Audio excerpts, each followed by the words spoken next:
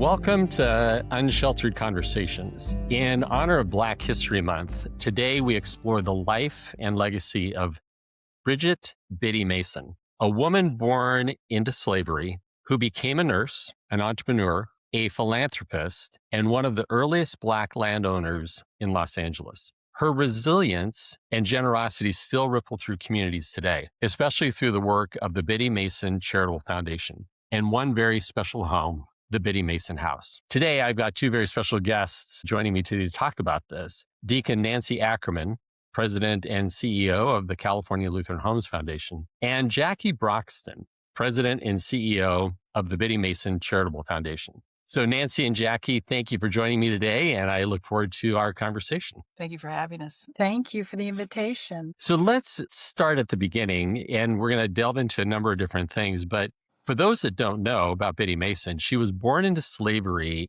1818 in Georgia, and later walked west with her enslaver's household before gaining her freedom in California, a free state at the time. In 1856, through a court case, she became one of the most prominent found landowners and philanthropists in Los Angeles. So Jackie, let's start with you. What does Biddy's story, how does her story resonate with you most? And why do you see it being significant today, over 100 years later? Well, for me personally, she's a story of resilience and focus. Biddy had 3 daughters, and her primary focus initially was keeping her family intact because she had been sold as a toddler, probably as many as 3 times before she came into the possession of Robert Smith, who was the slave owner who brought her to California. As far as the foundation is concerned, we use her as an inspiration point for the youth that we serve. We only provide services to current and former foster youth, and many of them have been separated from their biological families for a variety of reasons. And there's a certain amount of connectedness that they get from learning about Biddy's story.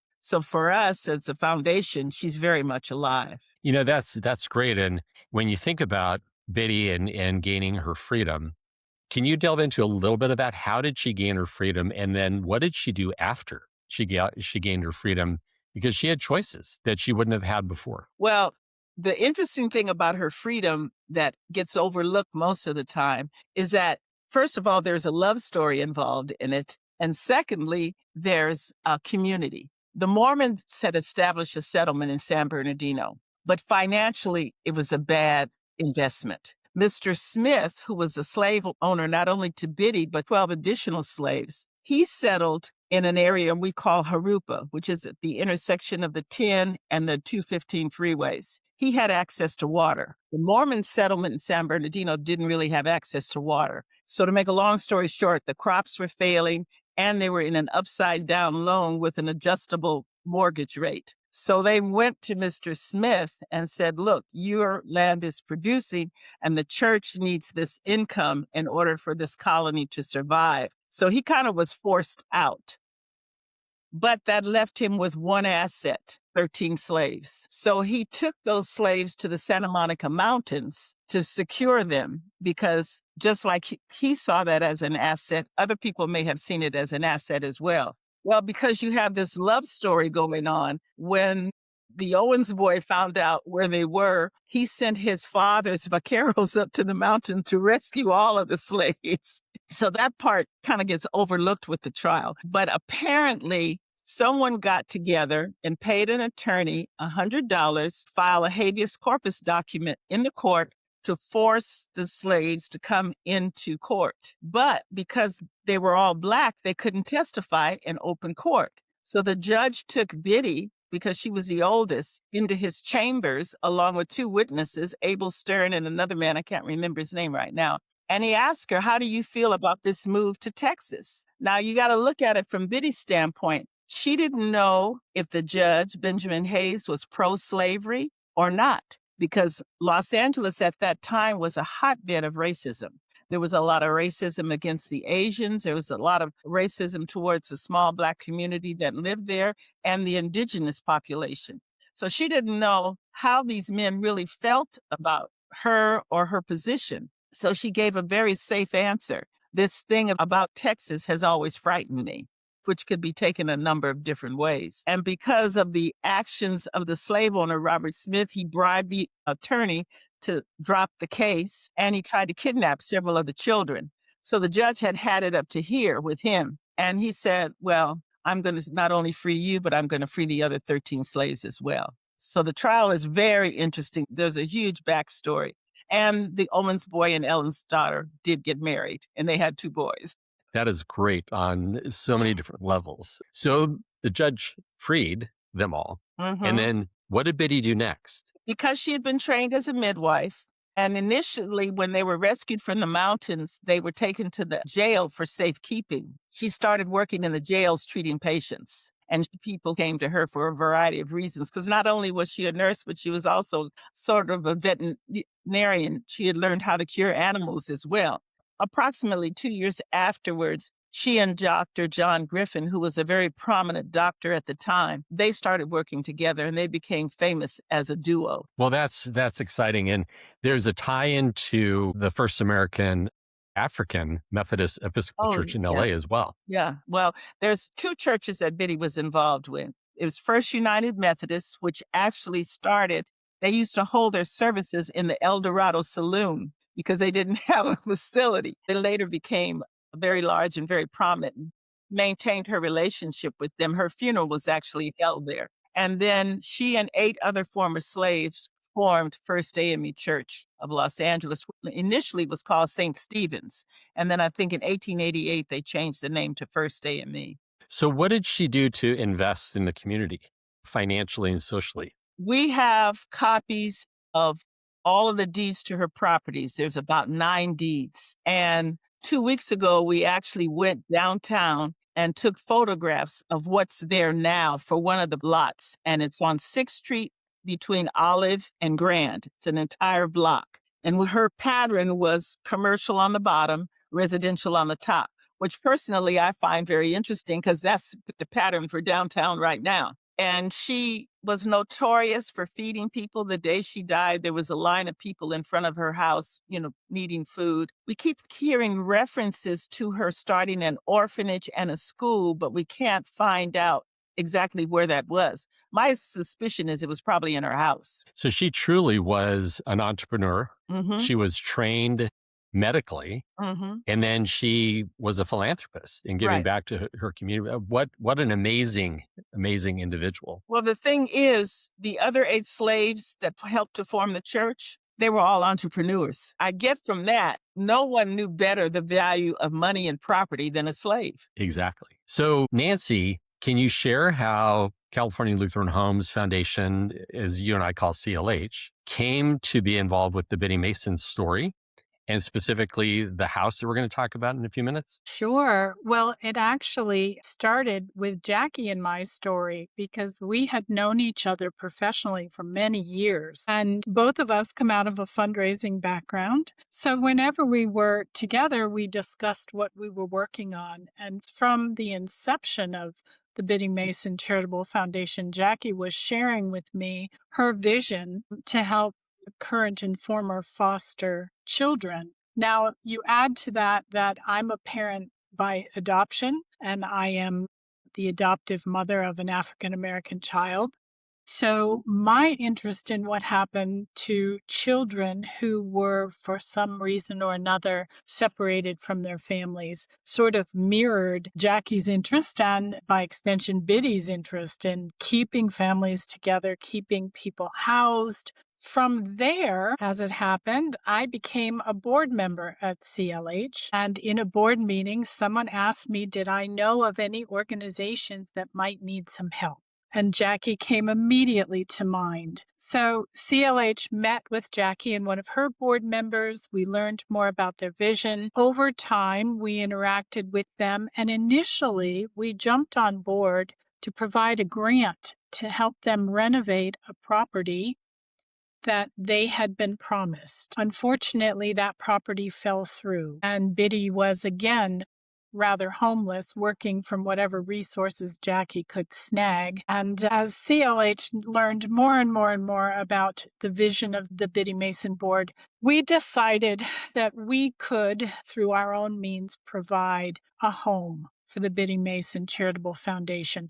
We had done this with another fledgling nonprofit in Fullerton, and so we jumped in and we did it for Biddy. Jackie, upon getting the word that we would like to help finding a location, Jackie immediately went to work with a realtor, and she and the realtor found the house they're in now. And then it was just a simple matter of us buying it and installing them there. So Nancy, to fill in a little bit of a gap, I serve with you, and so our audience knows as well. I serve with you on the board of CLH. You're now the CEO and president of the organization. And can you step back a little bit and tell our audience just a snapshot of who CLH is and, in essence, how you were inspired to buy this home for the Biddy Mason Charitable Foundation? Give our audience a snapshot of what CLH is and our mission as an organization. Well, of course. Well, our mission is primarily around affordable housing. We use foundation resources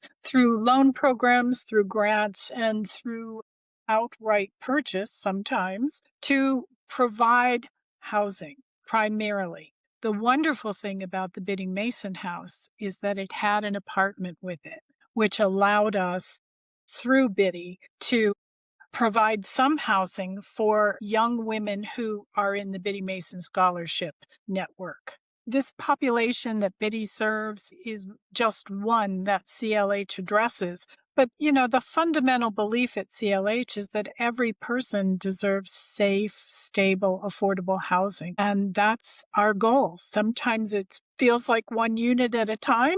Sometimes it's several hundred units at a time. But that's where our focus lies, is in housing people who are desperate. Well, I know that this house took a long time from the acquisition to get completed, and we might dive into a little bit of that. But clearly there's an alignment in mission between CLH and the work that Jackie's doing with the Biddy Mason Foundation through working with foster youth and vulnerable populations. Just don't know if our listeners are aware that 24% of California's community college students are homeless. 11% of those involved at a California State University system are homeless.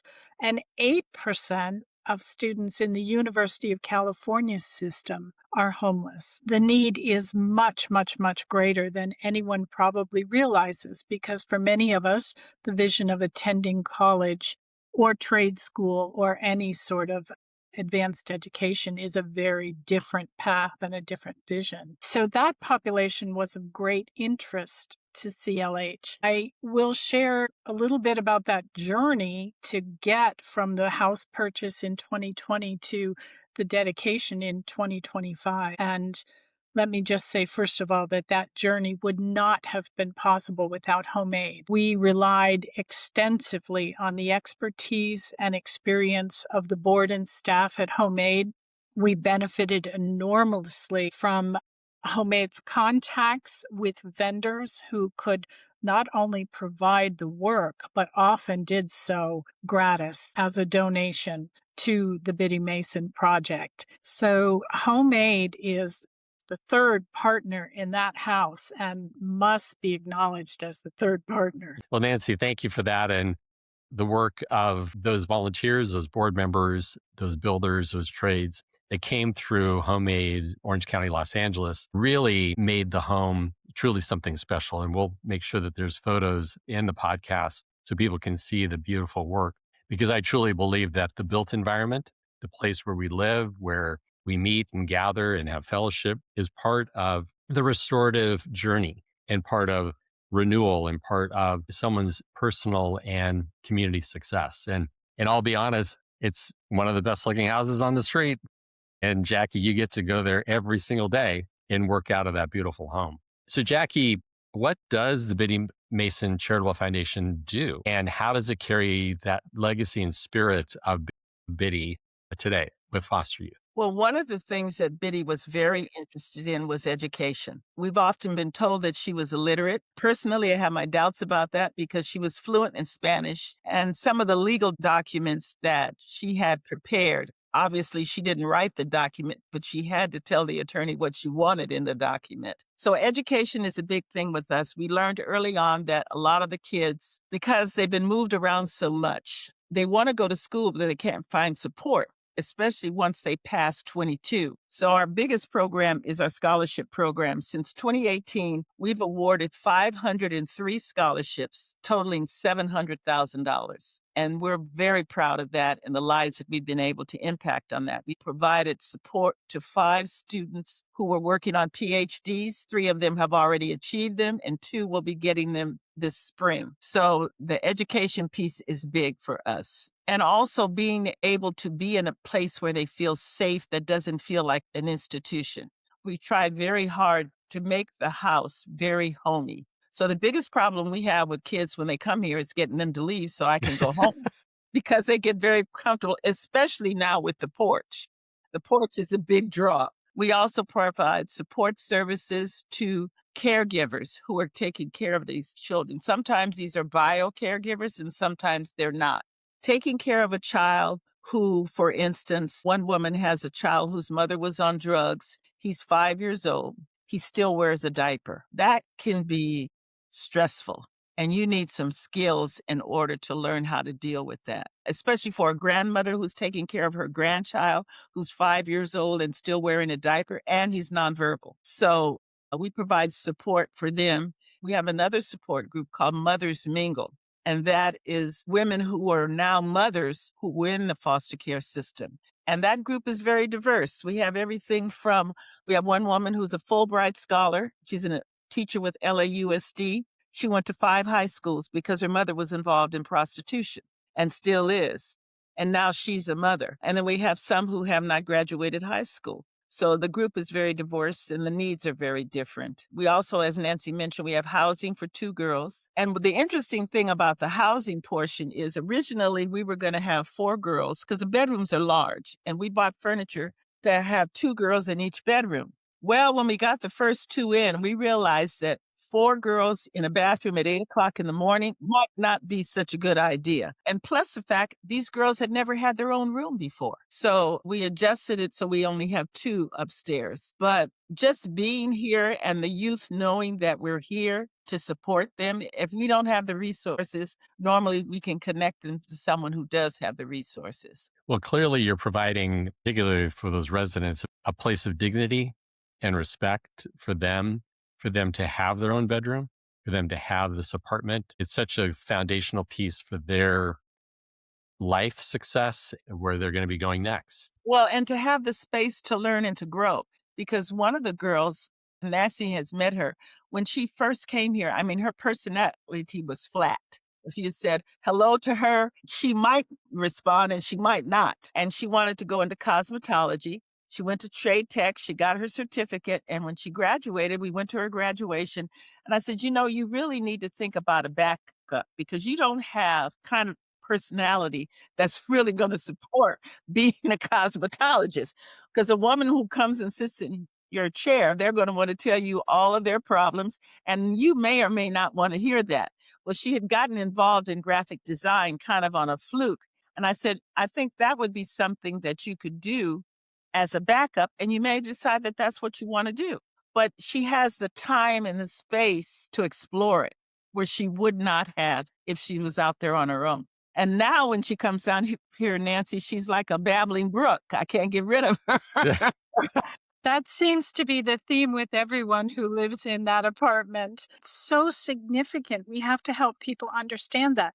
They've been starved for adult interaction in a positive way. They don't know adults who are mentors, and they don't have a lot of friends because they've been moved and moved and moved. So, I mean, the social aspect that that house provides is so very significant, not just for Jackie, but all of the Biddy Mason board members, all of the volunteers. people like myself who come there occasionally. It's just absolutely marvelous to be able to interact with these kids and provide some sense of what the world can be. Well, Nancy, you actually just answered the question that I was going to ask you.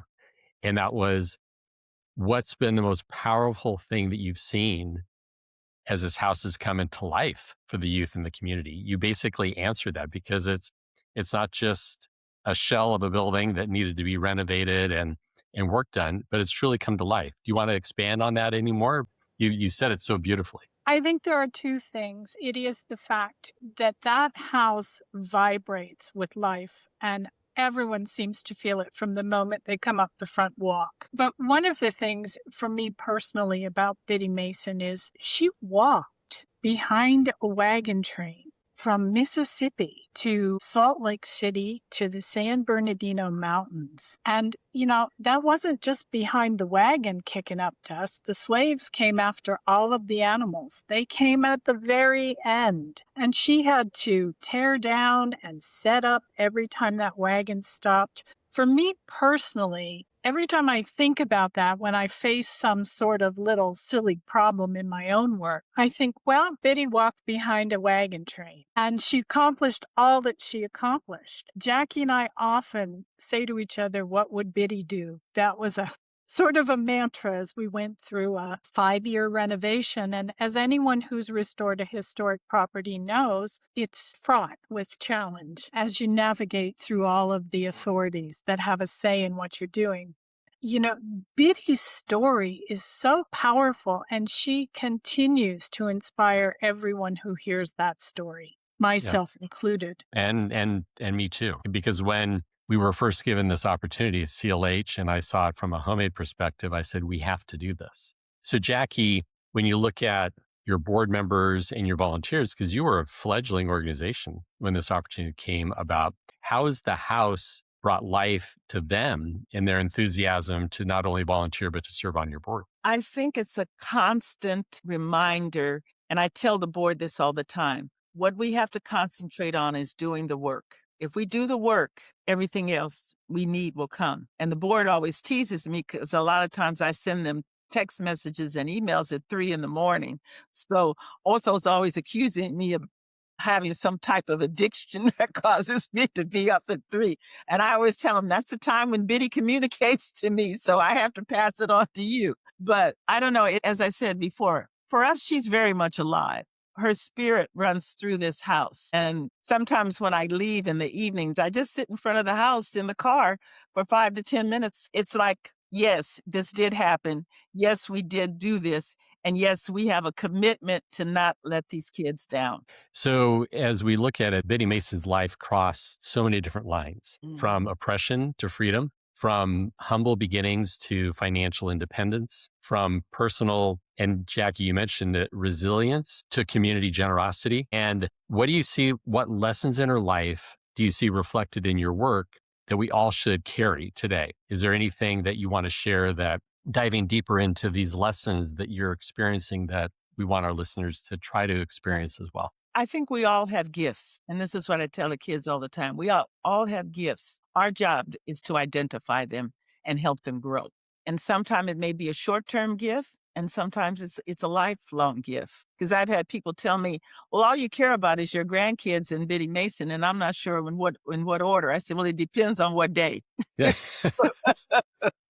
But we truly have gifts, and our lives prepare us to take those gifts and share them with someone else. But we just need to spend the quiet time, to identify what the gift is.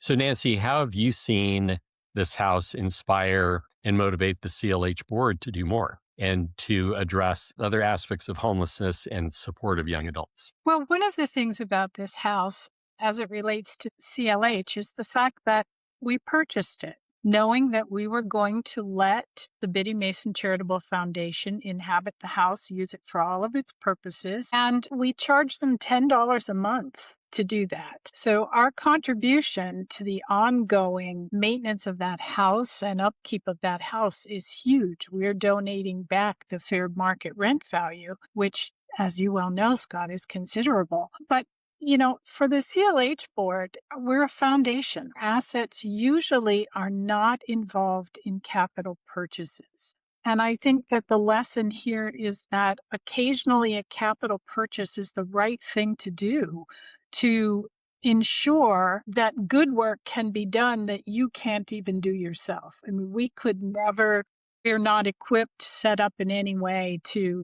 run the sort of programming and things that Jackie does. But the energy for our board is in knowing that we were able to use our assets to make a capital purchase and we're continually able to keep that house alive for them, hopefully until they're strong enough to buy it from us. How about that, Jackie? That's the plan.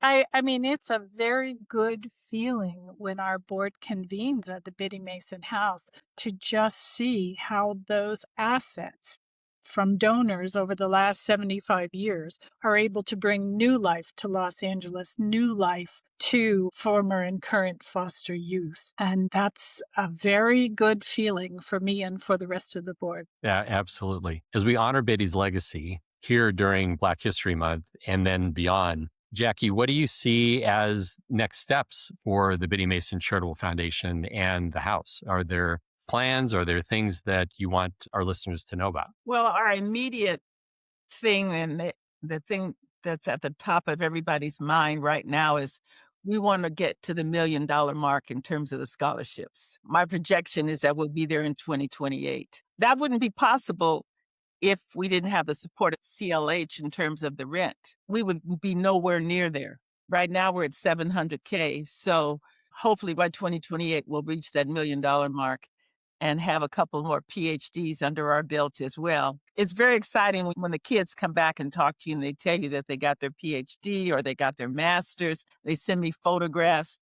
It's not only changing their life, but it's changing the life of their family and the community in which they live. So that's at the top list right now.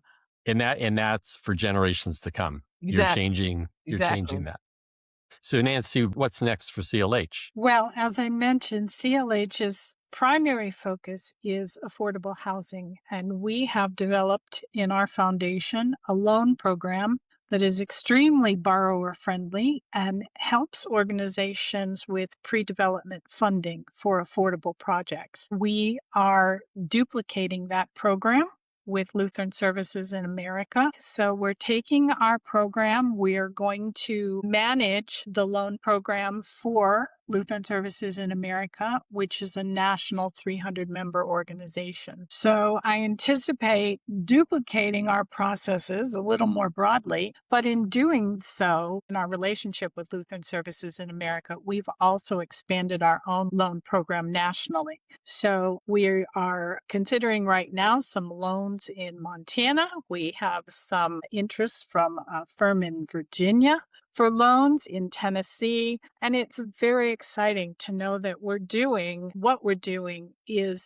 quite frankly, we don't know of anyone else in the country doing what we're doing with this sort of niche loan program. But it's thrilling to think that all over the country we can help create more and more units so that the unhoused have safe and stable housing at their disposal. And that's really an important thing as CLH has looked at its niche and what it can do, because we're really looking for opportunities for those types of investments across the country. Jackie, do you have anything that you want to share as far as we're wrapping up here? What lessons should they take away if they're in another part of the country? Well, I think the thing I really want people to understand is that there's these stereotypical ideas of what foster kids are like, because you hear every now and then you hear these horror stories about kids.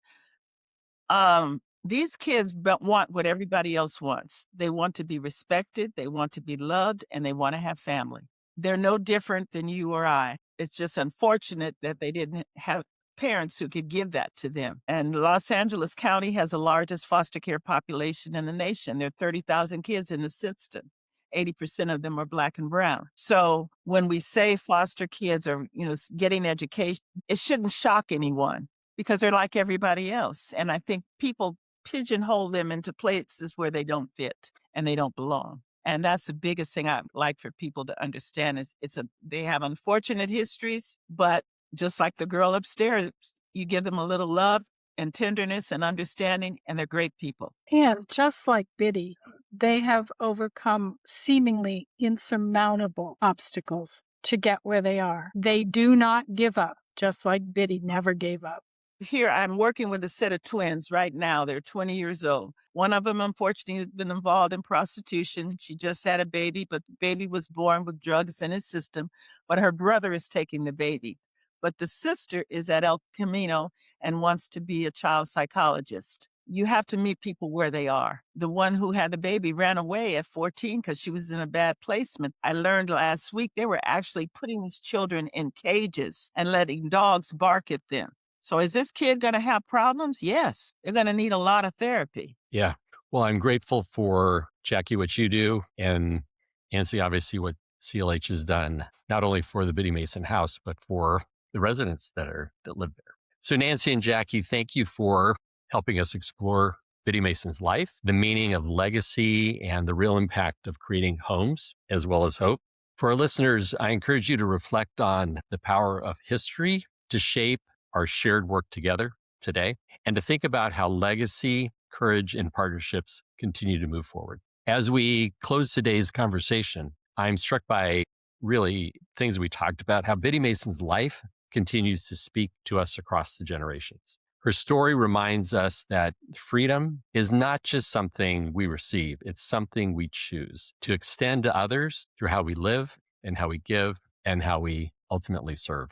From securing her own freedom to becoming one of Los Angeles's earliest philanthropists, Biddy showed us what it means to turn resilience into community and success into shared opportunity for all of us. The Biddy Mason House specifically stands as a living tribute to her legacy, a place where young people, as Jackie has talked about, can find stability and dignity and a sense of belonging. So I'm deeply grateful, Nancy, to you and Jackie, to you for carrying this story forward, and the partnership between the California Lutheran Homes Foundation, the Biddy Mason Charitable Foundation, and the work that HomeAid made possible. As we honor Black History Month, I hope this conversation encourages you to reflect on the legacies that each of us inherit and the ones that we create.